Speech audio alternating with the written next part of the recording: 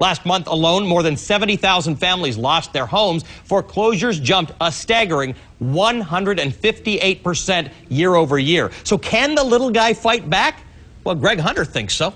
I think they can. In foreclosure, the bank has to show it owns your house. But what most people don't know is almost half the time, the banks don't have the paperwork to prove it in court. In many cases, it ends up lost or destroyed. It's a national problem that the banks would love to keep quiet, because knowing that could be your best defense in fighting foreclosure. Everything was all right until I refinanced. Like many homeowners, Jackie O'Brien is behind on her mortgage.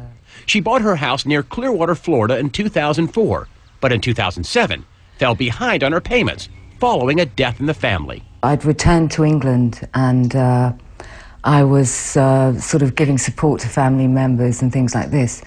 And when I came back to America, I was in default with my mortgage. I was behind with my payments. She says she tried on several occasions to catch up on her payments with her bank, Wachovia.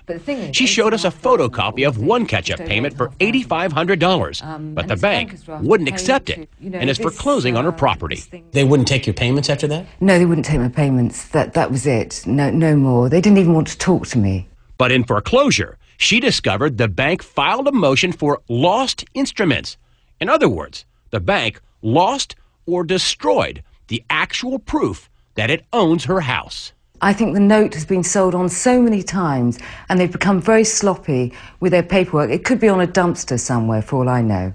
A bank losing a mortgage note may sound like a rare occurrence, but a recent study by law professor Catherine Porter found it happens nearly half the time. What I found is that banks failed to attach a copy of the promissory note, that is the evidence that the consumer owes the debt, in 40% of the situations. So 4 out of 10 consumers were being asked by their bank to make payments on a mortgage, but the bank didn't provide the evidence to establish what those debts were. And last November, a federal court ruled against Deutsche Bank and stopped them from foreclosing on 14 houses until they could produce the note. Those foreclosures are still in limbo. If your case ends up in court, don't let the mortgage companies off easy.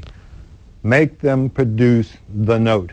Chris Hoyer is a Tampa attorney who's on the internet with a free website that teaches people how to fight foreclosure. He thinks people should fight, not for a free house, but for a better deal. If you're about to lose your home, at least make them produce the note. Make them prove, first, that they have the note, the IOU, and second, that the person who's standing in court is a person authorized by the owner to take your home. And that's just what Jackie O'Brien is planning to do. I'd like to know who actually owns my mortgage.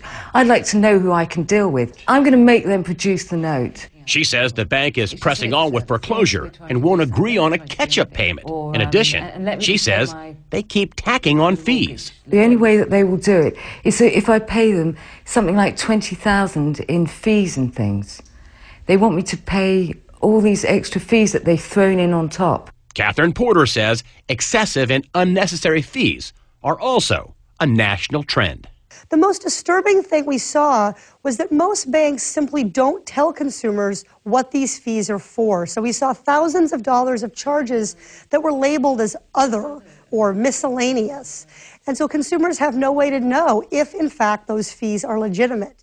We contacted Wachovia to ask about the case, and they said, due to customer privacy concerns, we cannot give specifics into pending customer actions, but we will work with customers through the delinquency and foreclosure process to keep them in their homes. O'Brien says if the bank can't find her note, they should renegotiate a new mortgage without the fees and payments she can afford. I want to pay. I'm not looking for a free ride or anything. I want to pay my mortgage. I want to get my life back on track.